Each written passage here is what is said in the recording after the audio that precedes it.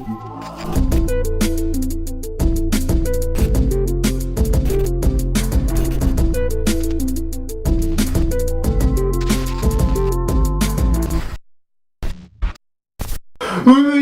Bienvenue dans le premier épisode des Animaux dans le rap. Qu'est-ce que c'est que ce concept chelou? Eh ben c'est très simple. On se donne prétexte à faire de la zoologie en y alliant du gros son. On écoute du rap, on prend des phrases de rappeurs francophones divers et variés, et dans ces phrases, on oublie le côté métaphorique, on se concentre sur le côté scientifique, et on en retire des informations. En gros, c'est du bon son, des infos utiles sur les animaux, c'est sympa. On se donne un exemple avec Booba, c'est parti. Le résultat d'une blanche et d'un nec. Un coup de hanche et c'est le ravin, fais pas ton nid sur la branche d'un nec. Je te montrerai l'hexagone du doigt, tu cites sous un nom.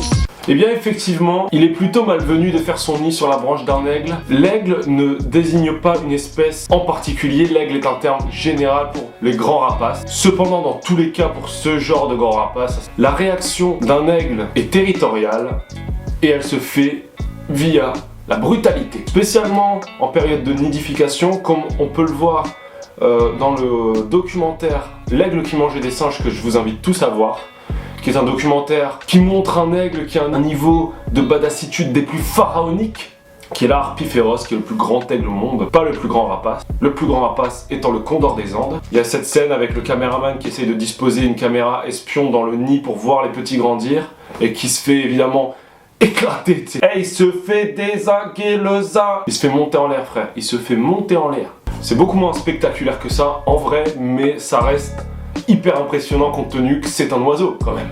Ne l'oublions pas. Je pense que le concept commence à rentrer. Ça commence, si je ne m'abuse.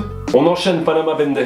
Je pars au studio, dans la cabine avec le chrome je fusionne. Y'a pas de montage, coup de batte dans le museau, car ces hyènes veulent tout graille mon bout de viande. Si Nienne a l'occasion de te péter à ton bout de viande, elle le fera sans aucune hésitation, mon pote. Au mieux, t'as testé qui, tu vois? Qui t'as testé? T'as testé des mecs de Mantes-la-Jolie, des mecs de Tourcoing, tu vois? Les hyènes, frère, elles testent des lions. Tu vois un lion, tu commences ça se dispose. La hyène a une sale réputation de charognarde. Un rôle qui n'est pas si ingrat parce que elles ont un rôle avec les vautours de nettoyeuses. Et sans ça, les corps prolifèrent, les bactéries aussi et les maladies aussi. Cela dit, elles sont bien meilleures chasseuses que charognardes.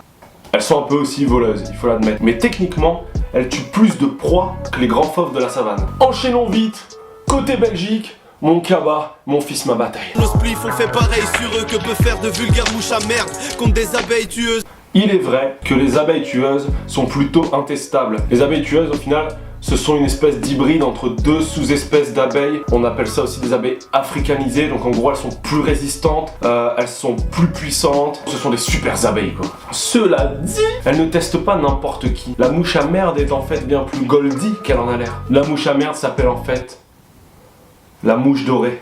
Toute ma puissance vient l'union de l'agilité du guépard, la force du lion. On est la crème, pas besoin que nous te le jurions. Métaphoriquement, c'est parfait. Scientifiquement, c'est impossible. Pourquoi? Calcul simplissime, on va prendre des moyennes.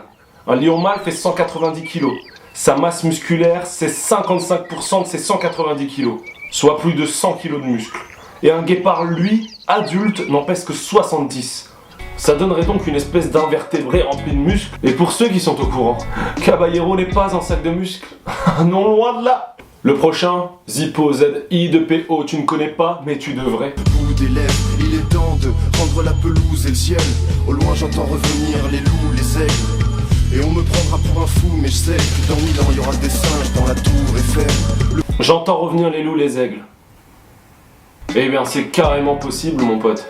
Sauf que pour ça, il faudrait qu'il y ait une humanité éteinte nette. Éteinte nette, et tranquillement, après 2 siècles, Paris se recouvre de verdure à nouveau, les grands bâtiments se détruisent d'eux-mêmes. Ça peut être un terrain de jeu sympa, pour des loups ou pour des aigles. Ce sont des animaux qui s'adaptent, ce sont des animaux qui voyagent, qui savent évoluer par rapport à leur environnement. À l'époque de la guerre, par exemple, les meutes de loups sont retranchées dans le plus haut des montagnes en France, alors qu'elles avaient plutôt tendance à être dans les vallées où c'était plus facile, où le climat était plus simple. Mais comme je vous le dis, les animaux savent s'adapter. Quant aux singes dans la tour Eiffel, ça j'aime l'idée, je trouve ça sexy. Je trouve ça catchy, ça a de la gueule. Ça a de la gueule, imaginez des singes dans la tour Eiffel, ça a de la gueule. Mais on va être rationnel, on va parler chiffres, Zippo. On va faire une petite frise chronologique. Si tu veux que dans 1000 ans, il y ait des singes dans la tour Eiffel, il faudrait que dans 700 ans, l'humanité se stoppe net. On a un pourcentage de primates X qui s'échappent de centres, de laboratoires, de zoos, et qui après s'être éloigné de la jungle urbaine parisienne, revient lorsque ça peut être bénéfique, lorsque Paris se recouvre de verre. Et 200 ans plus tard, on peut imaginer des primates se balader dans Paris. Le problème étant qu'au bout de 300 ans, sans hommes, la tour Eiffel, elle, s'écroule. Mais tu sais quoi, Zippo? Tu sais quoi? Moi j'en ai rien à foutre.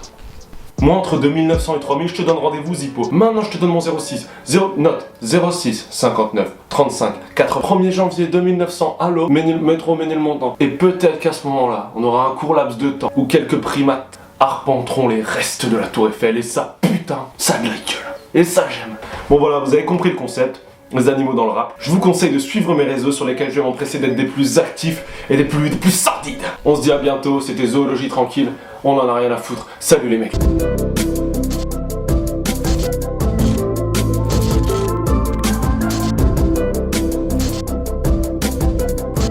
Hey, t'as vu ce logo? Tu l'as vu? Ça c'est Collective Mind, c'est une de mes assos mon pote. Va checker, ils sont beaux, ils sont cool, ils font plein de trucs cool. Allez, va voir.